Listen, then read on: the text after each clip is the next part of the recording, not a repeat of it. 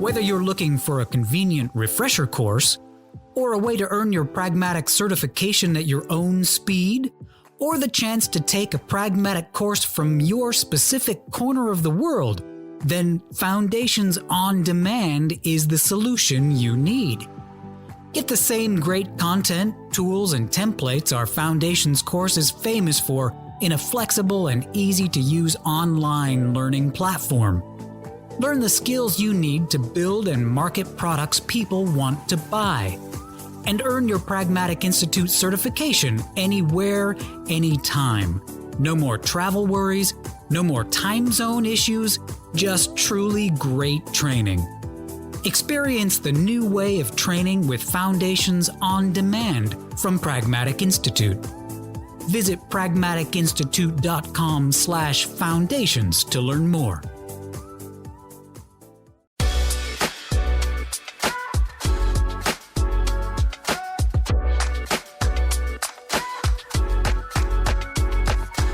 Hello, and welcome to the Pragmatic Product Chat podcast series, where we tackle the biggest challenges facing today's product management, product marketing, and other market and data-driven professionals with some of the best minds in the industry. I'm Rebecca Kalogeris from Pragmatic Institute and your host for this episode. And today I'm extremely excited to welcome back Dan Balcauski, founder and chief pricing officer at Product Tranquility, and just a great guy to talk pricing with. So welcome, Dan. Great to be here, Rebecca. Thank you for having me back. All right, Dan. So I think for those who maybe haven't had the pleasure of listening to your last episode, which they can, of course, search for, or may not have the opportunity to kind of read some of your thoughts or listen to some of your other podcasts on this topic, tell us a little bit about Dan and how you came to really love pricing and be so passionate about what it is that you do. Yeah, absolutely. Well, I've spent my entire 20-year career in software. I started more on the value creation side than the value capture side where I'm at today. So first as an engineer, actually writing software and into engineering management. Ultimately, I became fascinated by how our products created customer value and turned into dollars and cents for the business. And this interest led to me to pursue my MBA. I didn't realize it then. I was quite lucky with the MBA program. The program I joined was pretty widely recognized for its excellence in marketing. I didn't find out till very recently. Very few MBA programs have courses in pricing. So I got my theoretical grounding in pricing there. And then during that internship, I worked for a very successful Silicon Valley startup, and they had a problem on the CEO's desk that they asked me to take a look at while I was there. It happened to be, should we pursue a freemium strategy? Yes or no? TLDR, I don't recommend freemium. I steer people away from that. We might touch on that later. But ultimately, after that experience, I spent a lot more time on the, again, value creation side of the business. The product manager at the company I joined post grad school, we acquired a lot of other businesses and rolled them into our product portfolio. So I got to see the tremendous experience from seeing all the mistakes those acquired companies made in their pricing and product strategies. And oftentimes those, although technically product marketing owned pricing, and I do believe that's the proper place for it to live, a lot of the product marketers were like, hey, I've got to do this pricing thing. I don't know. Like, could you help? And so I would end up working kind of both sides there. And so was able to build that experience. And now I have the privilege of helping founder CEOs, their teams build sustainable business, helping them get their products in the hands of as many customers as possible. That's awesome. I think it's really interesting too, sort of the product management, product marketing background here, partly because I do think that pricing, we frequently hear product managers say they don't own pricing. And I think, but that doesn't mean you don't and shouldn't influence it, right? And and the information and sort of point of view that you can bring to the pricing discussion is one that will be highly valued by those you think own pricing. So it's always an area that I really want to push people to do because two reasons. I think I've seen the impact on careers when someone sort of adds an understanding and a skill set in pricing to their repertoire. But two, I mean, like if you're looking to make an impact in your organization and to directly affect revenue, there's not a lot of ways you can do that faster than by really like looking at your pricing strategy and the leverage is there. I could not agree more. Yes. All right. So we're going to talk about all good pricing stuff. But one of the things, and one of the reasons perhaps people don't do pricing as much is like, there's some things that people get wrong, some fundamental pieces that you're like, Dan, if you could just be like, here are the things that I just want people to remember the most. These are the biggest pitfalls that people get wrong with pricing. Yeah, I think when it comes to SaaS pricing, most executives think that what you charge determines your success. In fact, who and how you charge determines your success. So I would spend most of my time on what the price tag goes on and much, much less to little time on what number goes on the price tag. We tend to get involved in these conversations. People come to me and they are wondering, okay, we're charging this product by the user, for example, and should it be $20 a seat? Should it be $100 a seat? Should it be $29.95? Should our prices ends in fives and nines? I love those conversations. They're super fun, but honestly, they're the least impactful to get right. And especially I deal a lot with pretty much exclusively with B2B. Oftentimes price level is the easiest to change over time, especially on a deal to deal basis where you have discounting, deal to deal transactional nature. So much more important is who are we selling to? What is their context? How do they value the product? And then how are we charging? So all the elements of our packaging decisions. So our offer bundles, configurations, price metrics, price models, price fences, those tend to be much more impactful.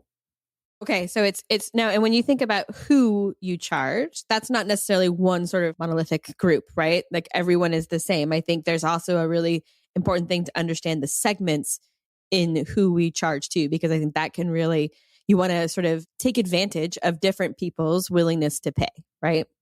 Absolutely. I think customer segmentation is critical. It's a first step. We may cover this in more detail, but I have an overall model for SaaS pricing I call the services model. It was a happy accident. I promise I didn't plan it that way, but services stands for the 4 letters of the acronym S, V, C, and S. And as you might imagine, given our topic, the first thing we need to consider is our customer segments. Let's do a fun little exercise because I think this might be interesting. So, Rebecca, what should a beer cost? Well, gosh, I can think of, it depends, right? It depends on where I'm at, right? Like the beer at the grocery store is a very different price than the really expensive beer at the ballpark, right? Because you can, and because I want one more when I'm at the ballpark with the crack of the bats. What kind of beer makes a big difference, right? Like, there's my favorites from when I was younger beer, and then the beer that I grew into that I like. So there's all of those different things. But for me, I think a huge part of it is where I'm at when I think of beer. It's like, what am I doing at the time? Because I will pay a very different amount then. Yeah. So what's your go-to beer? Well, now it's wine. I've moved on. I was a cheap beer girl for a very long time. I was like a Miller Lite girl. And now though, if I do have a beer, I do like a nice Sam Adams IPA. Okay. So give me for a Sam Adams IPA, how much should a Sam Adams IPA cost? Given all the things that you've described. Like if I was going to grab a 6-pack at the grocery store, maybe it's a $12.99 6-pack. Okay. If I'm at the ballpark, it's probably $12.99 a beer. Awesome. Well, I love your answer. Thank you for participating in my little pricing research study that we just did. So one thing I want to make clear for the listeners is that you went to this place very naturally. And I think it's great that you did it, but not everyone does. And I think we tend to lose sight of it. You looked at what is the context that you're in when you're making that purchase decision, because the context is crucial to helping us understand what we value, why we value it, how much we value those things. And so when we made the distinction between a grocery store versus a bar or nightclub versus the ballpark, of course, you've got a much different context. Mm-hmm. You've got different competitive alternatives. You've got different value drivers that you're associated with. And so there's not one market price. And I think this is why customer segmentation is so important. I use a very jobs to be done approach when I think about this, and in jobs to be done right up front. We don't think about persona. We think about context, because context drives the outcomes we're trying to achieve, the constraints, and ultimately the direction that we're trying to move and what might be in our way. Right. And so this is one of the primary reasons why in the services model, S is the most important. So let's talk about the services model. You can't just leave that up. Every listener is going to be like SVCS. So we know that the first S is for segment. I have a guess on the V, but tell me. So I see companies usually face, four significant challenges when they try to tackle pricing. So again, they have an unclear target customer profile. They don't understand what customers are serving. They have a poor understanding of how they create customer value. They're unclear about their product's unique differentiation. Finally, they have a general underappreciation for the depth of decisions that go into a strong pricing and packaging approach. So we tend to think about pricing as a decision mainly around price level, as I mentioned before, and neglect many other factors. So I created my services model based upon this experience. And again, we start with our customer segments first. The context our customers are in is critical because that will dictate the constraints and the value drivers they view as most important. The second part is value because each segment will rank order value drivers differently. It'll cause them to value your product differently. The third part of the model, we have competition. So different segments have different competitive alternatives available to them. In the beer example that we just went through, you're at the ballpark. It's not as if they have very strong price fences, which is usually the security guy patting you down, making sure you're not bringing that grocery store alcohol into the ballpark. This is what we call a price fence in the pricing world to dictate that, okay, now I have a constrained set of competitive alternatives. Even if I wanted to get a non-alcoholic beverage, I wanted to get a Coca-Cola or something, that's also going to be $8. So, all my frames of reference have changed, for example, in that case. And then finally, we think of those elements, the segments, value, and competition as the first three elements as our inputs to the overall pricing process. Because your pricing power really comes from the differentiated value you provide for a particular segment beyond the competitive alternatives that are available. And then those elements filter down to what I call strategy. And I use strategy in the Michael Porter sense of the word. So strategy is about trade-offs. Many companies would like to be everything to everyone, but we ultimately have to decide, what customer segments will we serve given the available segments in the market? Where are we best suited to play and win? Who are we going to target? How do we position ourselves in the minds of those customers to clarify our differentiated value? Then how do we make all the necessary trade-offs among the different elements of SaaS packaging?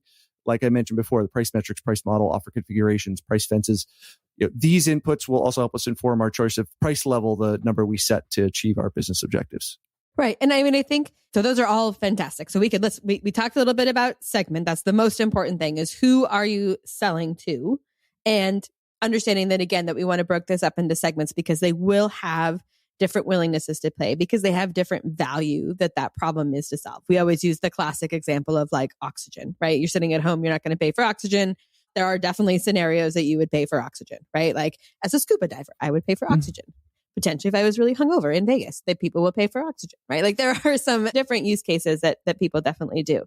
But then let's talk a little bit about value and differentiation and how do we understand how those different segments value our product. So what are some of the approaches that you talk about with your customers about how to really establish a clear understanding that's not based on our opinion of what those segments and how those segments value what we offer? Yeah, it's a great question. And you said a couple of different things in there. So one fun paradox of pricing that it ties back to your oxygen scuba divers is what's called the diamond water paradox. And this stumped Adam Smith, the granddaddy of modern economic theory, where why do diamonds cost more than water when water is necessary for survival and diamonds are absolutely not. They're very low functional use. The short answer is we pay for the last unit, the marginal value of the last unit of whatever product we're talking about. But that's another discussion. I think going back to one thing that you said at the beginning of our conversation, you see, product managers are not usually responsible for pricing. One thing I think might help frame our conversation is that I'm fully of the belief that intelligent price management starts with intelligent value management. And so one of the things that I try to help is fighting what I might call value illiteracy. So value tends to be one of these terms that is thrown around without very strict definitions. And therefore, we end up a lot of times talking past each other. And so when we think about, value and why customers get value, I use a couple of different frameworks. I already mentioned jobs to be done, and I'm sure you've covered jobs to be done at length in previous episodes. So I'm not going to belabor for this audience the idea of jobs to be done, but I really like, especially Tony Ulwick's formulation of, if we think about the outcomes, we got functional and emotional outcomes. Those are, the functional outcomes being things like helping save time, decrease costs, increase revenue, increase optionality. If we think about those jobs to be done statements, we think about the overall value that someone's getting from our solution. But I will layer in another framework here that came from a gentleman named Tom Nagel, who wrote the seminal book on pricing called The Strategy and Tactics of Pricing. So it's absolutely the Bible for anyone who does pricing work seriously. It's a bit dense for your listeners. So, but it will definitely change your orientation of the pricing world for sure. He introduced this concept or this framework called the value cascade. So we think about that overall sort of jobs to be done lens. What we're really looking at there is what's called use values. Economists might term that utility. But for a pricing exercise, we really want to think about exchange value. So exchange value is the difference. There's a reference price because we live in a market environment, and then there's a differentiation of our product versus some other alternative. So let me use an example. Let's say Gilligan's Island. For those of you who are remember those reruns, there was a bunch of folks trapped on a desert island. One of them was Mr. Howell. Mr. Howell is a millionaire in 1960s terms. So let's assume he's a billionaire with inflation adjusted. Mr. Howell, his use value to get off that island should be all the money in his bank account. And if that analogy is not landing for the demographic of the audience, maybe we'll just say Elon Musk is trapped on a desert island. That might resonate more. So Elon, how much should Elon pay to get off the island if a ship captain shows up? Well, his money is absolutely useless to him. And so he should be willing to give all of his money and as much as he could raise from his rich friends to get off the island because his money is effectively useless otherwise. Now, that ship captain A says, all right, I'll do it. I'll take you for $1 billion. But ship captain B shows up just as they're concluding negotiations saying, Mr. Musk, you don't have to pay that ship captain $1 billion. I will take you for $1 million. Now there's a new market price. So now it's no longer use value. It's now we're talking of the world of exchange value. So exchange value, again, is a reference price. So now it's that $1 million. And now ship captain B has a choice. He could choose to enlist in this market economy and go, okay, well, this guy's going to charge $1 million. Maybe I can get $1.5 million because my boat's more comfortable and I'll let him use my captain's quarters and I'll serve him dinner and drinks and I'll play him the lute or whatever instrument the ship captain happens to play. So this is the idea of now these people are competing on differentiated value, right? And so all that's well and good. And I'll put the Musk example to the side for now. The thing is, though, is that we could go through a very detailed estimation of economic value that direction. But ultimately, value is in the eye of the beholder, which to us is the eye of the customer. And so we need to take into account the last step of the value cascade, which is perceived value. So our differentiation only matters to a customer in as much as they perceive that it matters. So they are not rational economic actors. They are not as well versed about all of the alternatives and differentiating benefits between all of the alternatives that are available to them in the market, and therefore they'll take shortcuts. And so this is where we get into the idea of different short heuristics that people make, right? Okay, hey, I talked to Rebecca and a couple of her friends and asked them what CRM they use and what they heard, and maybe I go and look at a couple of reviews on Trust Radius or G2. And then, there was some, I went to their web pages and I saw that this, company had, XYZ companies in their logo garden and they had a couple of customer testimonials, right? And so I'm not going to look at their full, list of 300 features because that's going to take a lot of time. And in economic terms, economists call these search costs. So buyers make very rational decisions to budget their time and energy in search of a product, right? And so they use shortcuts like customer testimonials or what other customer social proof, what other customers have bought this product, and sometimes we'll even use price as an indicator of quality. So, if you are buying a Rolex and you have to ask what the price is, you're probably not in the market for a Rolex because, it's usually not mentioned. But similarly, right, if you're shopping at Walmart, like price is front and center, like everyday low prices is part of their strategy. So really, if we think about that, that can help us, really get precise about what we're talking about when we're talking about understanding customer value. So I'll stop there and see which direction you want to go from there. Well, no, and I think that's really important because we talk about the value that we deliver, and that's one aspect. But the real aspect that affects price is the willingness to pay of the market for that value, right? So we can be like, oh my God, we'd make their life so much better. But if it's not urgent enough, if it's not a pervasive enough problem for them, if there's a believability issue, if it's just not in their top 20 of problems to solve, that value may very well be true. We may have the best ROI calculator that will show it to them, but there has to be a willingness to pay on the other side of that to match it. And I think that sometimes we also overinflate our own value in our mind, maybe, right? And because this is what we focus on with our product. We know what problem we're solving, but we really need to understand that in the context of the overall market to make sure that we're aligned with them on willingness to pay. And I thought our good friend Elon Musk's example and the difference between use and exchange value. And this leads a little bit to your C in services, right? Your competitive landscape. And it's interesting because it's a place where often people start, like sort of a naive pricing strategy, right? Like, oh, well, Walmart charges $10. We will charge $9.99. Done, right? But it can be an over focus for some people's pricing strategy, but it also is an important aspect of defining your pricing strategy is to understand that competitive landscape. And I would think not just the price tag that they have on it, but to your point from earlier, the who and the how of your competitors' pricing strategy is, I think, place maybe that's often overlooked just for that sort of the end price tag number. Yeah. And I often, if we think about sort of a baseline customer segmentation, I generally do not like firmographic segmentations where you would separate customers based upon their company size or revenue. Mm-hmm. But many people do it as at least a first pass filter. If you've got a product configuration, say in SaaS, we often have good, better, best offer configurations. Say your good offering is for the SMB market and the best offer is for the enterprise market. Those might be competing against very different products. And I really like jobs to be done from the framing of competitive alternatives, because in that low end, your primary competitor might be an intern in spreadsheets. Versus on the high end, it might be an entirely different next best competitive alternative that you're needing to understand. And I think you had asked this in your previous question. One of the things that we want to make sure that we do is develop a soft skill of digging for value.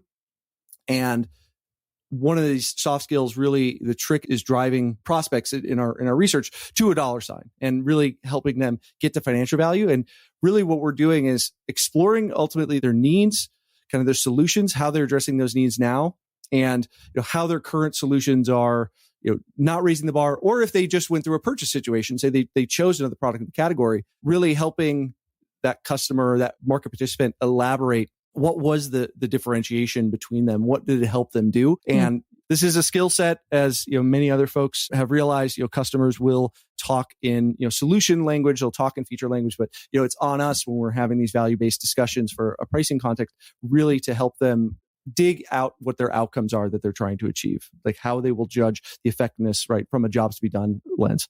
And I think that's a really smart reminder too, that like we have different competitors potentially for different versions of our product, for different, levels of it. And it's not as, again, sort of one size fits all there. The last S you said was strategy, right? So we have all sort of the market-driven aspects of what we could charge based on what we learned from about our segments and the value and the competitive landscape. And then that's not always directly related to what we will charge, right? Because we have strategic initiatives that may change and make it higher or lower price, right? The classic come in for cheap milk and then buy everything else in the store examples. But one of the things that I think that I'm circling back to one of your very first comments when you were like, spoiler alert, I do not recommend freemiums. But I think that's an area where a lot of people think, oh, we're going to do it free because our corporate strategy is land grab, get access. So talk to me a little bit about freemium and why you're like, not so much. So the land grab that you mentioned is often part of this idea of land and expand. And I think that it's somewhat of a fool's errand that ends up being mostly more of a hope than a strategy.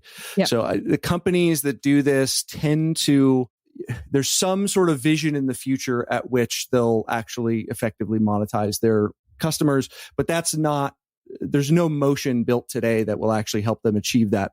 And generally, if a market share bias really frames your decision making in suboptimal ways. Like, we didn't really touch on this, but a effective price is really one that helps you maximize long-term profitability. And I think we have this view that, if we get market share, then we'll ultimately get to profitability. But that's actually not the way it turns out in practice. most of the successful companies that are constantly quoted in, business school case studies or HBS or et cetera, whether that's Southwest or, any other number of firms, they tended to be profitable from the start and then grew to dominate their firms being profitable the entire way. So I'll say that with, in general, you want a view towards optimizing long-term company profitability. And that's really where effective pricing is best played. In terms of your specific question around freemium, in general, the better answer when someone brings up freemium is free trial. I'm a big fan of free trials. When we think about software, which is the area I play, software is what economists would call an experience good, which means my perception of the value of the product changes as I use it. Therefore, it doesn't matter. I mean, again, I'm sure you have amazing website designers and amazing marketers writing white papers and case studies and demo videos. But there's something, we all feel it when we try out a product, right? This is why they have samplers in the grocery store. You're walking around, you're like, oh, okay, whatever. The pretty box might say one thing, but you throw that shrimp tail in your mouth. You're like, oh, okay. How much is it? Like, I'll buy. There's something that our lizard brains really don't react to until we get our hands on the offer and really see it, especially with our data. So generally a free trial is a really solid way to do that. But what I found with freemium, again, it depends much more on this hope than strategy. In a B2B context, it just almost never makes sense. There's a couple of rare cases which we could touch on if it's of interest. But in general, for freemium to succeed, you need a absolutely massive market, like millions of users to create, thousands of customers, because the conversion rate on freemium is incredibly low. It's like 1% to 3%. And I think it creates a lot of dysfunction inside of an organization because, I'll make a distinction when we talk about freemium between users and customers.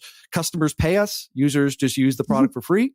Yeah. And CMOs, growth teams under incredible pressure to acquire new customers. And so, they're going out and doing hard work in SEO and paid search and social and all the other channels that they can. There's this mirage sitting there of, well, we've got 97% of our user base is sitting there on the free side. If only we invested a little bit more on the product, we could move those people over. It's like this gold mine, but it's an illusion. It almost never happens. Yep. What you tend to find is that, going back to this idea of segmentation, the people that go on free and stay on free, right, who weren't naturally going to convert like you would have with the free trial, those customers tend to not look like your paying customers. So, I've heard a lot of justifications over the years of people like, oh, well, eventually, after years and years, they'll eventually move over. Wear them down. Yeah, I guess, they'll grow, right? It's like, oh, today, most of those people are solopreneurs, but in the future, those people could be CEOs of 100-person companies. And it's like, yeah, they could. Yeah. But in the meantime, there's a couple of other negative side effects. So you're going to have a lot of distraction of your product team with that motion, because you're going to have your product managers are going to be constantly fending off of, well, just do this one thing because the free side is asking for it. And we think this little experiment will move them over. So they're constantly having to, Jedi mind trick the rest of the organization to be like, oh, no, this is not the George you're looking for. We don't want to do that. Also, because that segment tends to not look like the rest of your actual customers, it tends to pollute your product feedback channel. So, you're going to get a massive amount of volume from the free side. Yeah. And some I've seen this in companies with clients, for example, where, they might have, light touch support for free users. I generally don't recommend that, but some people do. And, they'll have escalations in Slack. And there's, sometimes not a bright flashing light of saying this feedback or this problem is coming from a free user. It's not coming from an actual customer, right? That the product team is spending time responding to, right? So one, it's a distraction. Two, it's, potentially getting, product managers are super busy and they're trying to listen to the market, right? And they're maybe getting misled in different ways. So there's a whole bunch of other factors that go into this, but I'll stop there and see if you want to see that any further. No, that was super helpful. And I think the idea of that freemium, no, but a free trial, right? A set time limit or some other set constraints that mean this is a chance to test it, but it's not an ongoing piece is really great. And then also any of the product distraction per se that goes into building that free trial is it's very directly in service to the longer product, because you don't have different versions as much as you have, it's all one. So I see that makes a lot of sense. And I can see where those can be good options. And I do think there's a bit of a market expectation these days around SaaS products, at least in the B2C side, for some version of free trial or test. So that makes a lot of sense. Yeah. And I just to be clear, everything I just said, I play pretty much exclusively on the B2B side these days. So B2C, you do have some other arguments that can be compelling. Even there, I generally steer people away from, but I think it makes more sense because it does tend to have that much larger total addressable market in terms of users that you get in a B2B scenario. Okay. Often when we talk about pricing, people are thinking about pricing a brand new offering or a brand new version in the market. But it's not the only time. You don't just price it once and forget it. And I think we often forget to think about our existing pricing on our existing products. And so one of the questions I had for you is, as we talk about these different techniques, when should a product manager, what signs can they use to say, you know what, I need to relook at the pricing for my existing offering in the market today? How do we know then existing pricing, existing product isn't right, I should go there? Yeah. So I think there's a couple different avenues here. So I think one is there's no sort of magic number specifies when to revisit pricing. I generally will say it makes sense to revisit at least once a year whenever a change in product or market necessitates a review. Like you're constantly as a product team and a company changing the value of your products. Your competitors are doing so. You never know when you're going to have major exogenous shocks from the macro environment, like, 50-year inflation or, COVID, right? That may change your plans and necessitate a review. That being said, I think, sort of best in class companies, one, they really have an owner and governance to consistently monitor and manage this over time. So, one thing we want to think about is even if we're not doing any changes, just simple geometry would be like, well, it takes, 3 data points to confirm a trend. And then we're going to make a change and we need another 3 data points to see a trend in the other direction. So if we do that quarterly, then, we're only making a change once a year, right? To see something happening and then make a change and then move on. So the faster we do that review, right? The more data points we can gather, the more attention, right? The more agile we can be. Things like, should you be looking at your pricing? Should you be making a change? One of the things is like, are your prospects not pushing back on pricing? Or are customers actively telling you how cheap you are or that you create an extremely high ROI for them? If you haven't touched your pricing in years, if you've improved the product dramatically without monetizing, one of the things I'm seeing right now is companies have sort of sown the seeds of their own demise in a way. So one thing that really happened in the run up in the major, at least the tech economic boom that was brought about by, zero interest rates and COVID and remote work is, again, companies in this massive push to just ship value and grow market share, value. We're not going to monetize features. Many companies, for example, that had, say, user-based pricing metrics. So if we think about like Salesforce as a CRM, that would be an example where those companies that they sold to were adding headcount, right? So you've got a natural, nice tailwind of revenue expansion because your accounts are gradually expanding, through no fault of your own, but they're adding more headcount. Now, in a not so favorable macroeconomic environment, people are reducing headcount. Sales and marketing spend is going down. What was a tailwind now becomes a headwind. And what is sowed the seeds of their own demise is a bunch of that value that we added in the run-up was additional automation. AI is obviously big, but we don't even need all the way to the level of AI, but we added all these tools to make people more efficient. And so on the way down, customers are like, oh, well, actually, we could do way more with even less. So that's now accelerated this reverse downtrend. So you may be running into a situation like that. And that's what I'm seeing with some folks who are coming knocking on my door. So those are a couple of things that you could be looking at. Nice. I mean, I think that to your point, like just to summarize it, right? It's an ongoing thing. The more data inputs you can get, the more frequently you should evaluate it, but you should definitely think of pricing it. And again, one of the things, it is a place where product people can have a very large impact on the top line and the bottom line if they can look at ways to optimize the pricing and increase the profitability. There is very little else you can do in your career that's going to get you a sort of better return than being able to improve the profitability of the organization. And so it's an important, often overlooked lever to look at. And I will mention one more thing because I think it's important. So we haven't touched a lot on like choice of like pricing metric, for example, right? Whether it's seats or, API number of API transactions or amount of data stored, et cetera.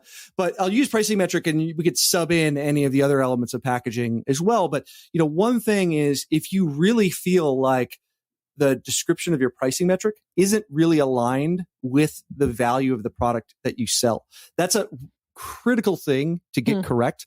And so, one of the areas where it can rear its head is prospect is on the phone with sales. Sales is explaining like, hey, this product is the best thing since sliced bread. The prospect's nodding their head. They're like, oh my God, this is amazing. I totally use it in my world. And then they go, all right, well, how much does it cost? And they go, okay, well, can you tell me how many chickens you have in your backyard? And guy's like, well, what does that have to do with anything? Like, well, because that's how we monetize is we ask our customers how many chickens they have. And so obviously I'm joking, but companies do this all the time of like, well, we monitor how many users, but those users, if they visit you 4 times on the 12th month of the year, then they only count as a quarter of a user. But if they value you 6, we go through this really elaborate explanation. And if you think about, pricing again is not just the price level that we change, right? Because obviously that can have a giant outsized impact on our business success. But if you've got a pricing story that doesn't align to your value story, it just throws sand into the gears of your customer acquisition machine. So that is another major signal and a place that, I think product managers can be well suited to be involved in that conversation because they really understand the value that our products are providing our customers. Well, and I think, again, that's a really good point too, because the how we're pricing, the what is it, is it how many opportunities you have? Is it how many salespeople you have? Obviously, using an imaginary CRM for an example here, right? Again, help us tie more closely to the value and the outcome that they're looking for. And that's a place where there is then more room, as it feels like you rise and fall with your customer. That's how your pricing is set up. That can be a great win. Gosh, we can, and maybe one day I can get Dan back here and we can spend all day talking about packaging, because I think it's one of the most exciting parts about it. I think it is a place where when you think about product marketing in particular, but not just product marketing, product management as well, that there is a lot to talk about with that. And that is something that it's hard to argue that product doesn't own that area. And it is 100% tied in with packaging. So one day we'll get Dan back here to talk about that. I'll be happy to do round 3, Rebecca. Excellent, Dan. Excellent. All right, we talked about a bunch of different things, but let's go through some just brass tacks tactics that you would like people, listening today, talking about what we focused on. What are a few things that people could do tomorrow that would really help them in this space? Going back to one of the things I mentioned earlier, I think really companies that are really sort of world-class at this, they have governance in pricing. If you think about product management, it's like, why does product management exist? It's because without them, right, there's all these needs of disparate stakeholders, the internal C-suite, their departments, plus the customer, all pulling in multiple different directions. And somebody's got to sit there and hear everyone, make sure everyone's listened to, and then make decisions that move in the best direction of the business. And so, first is, do you have an owner for pricing? And we didn't get into who, but generally my recommendation is product marketing. That person can be the leader of a pricing committee. I think that's usually a really good, until, I know, right, we never want to do product management by committee. I've lived that. I know that's terrible. I would never recommend it. But until pricing reaches the maturity of a product management function, I think a pricing committee is the best way to go. There's just too many opinions, and we have to make sure people get brought in early, and that we have a forum to surface these strategic aspects of the business. So having an owner, having a process, creating a measurement system around that. So that's very tactical. I think, very simply too, I think we've talked a lot of it at the strategic level, but, at the tactical level, have a discounting policy and enforce it. And those are two different things. I've seen companies that have policies and that don't actually enforce it. Monitoring those, that we didn't talk about ways to measure or look at different signals of your pricing effectiveness, but monitoring discounts over time can be a very good indicator to notice if you guys are off track. If your salespeople are having to reach for the discount lever far too often or in too extreme scenarios, that can be a way to help you, one, retain some of that key profitability, but then two, give you a good signal on what to do with your pricing. And then look, start making small changes. I think one of the areas here, besides not having an owner, people just for whatever reason, pricing is looked at as this voodoo black box magic. It is art and science, but it's much more science than it is art, and much like anything else, if you start making small changes, raising prices, localizing prices in significant markets, those can be baby steps to help you not treat pricing as this boogeyman that you just hide in the bed and never talk about. Love it. Love it. All right, Dan, this was great. Always a pleasure to have you on. And thank you for your insights and your thoughts. If people want to learn more about Dan and Dan's thoughts on pricing, where can they go? Yeah, I'm happy to connect with folks on LinkedIn, Dan Balcauski, and just let me know you heard me on the podcast so I can separate from the rest of LinkedIn spam. And I try to blog regularly, demystify this world of pricing and packaging, outline the mistakes and pitfalls I've made along the way and, I've seen others make. So I do that on producttranquility.com. But yeah, happy to connect with folks on LinkedIn. Excellent. All right. Thank you, Dan. That does it for today's episode. Thank you, everyone, for listening. And don't forget to join us next week when we tackle another great topic designed to help elevate your product, your company, and your career.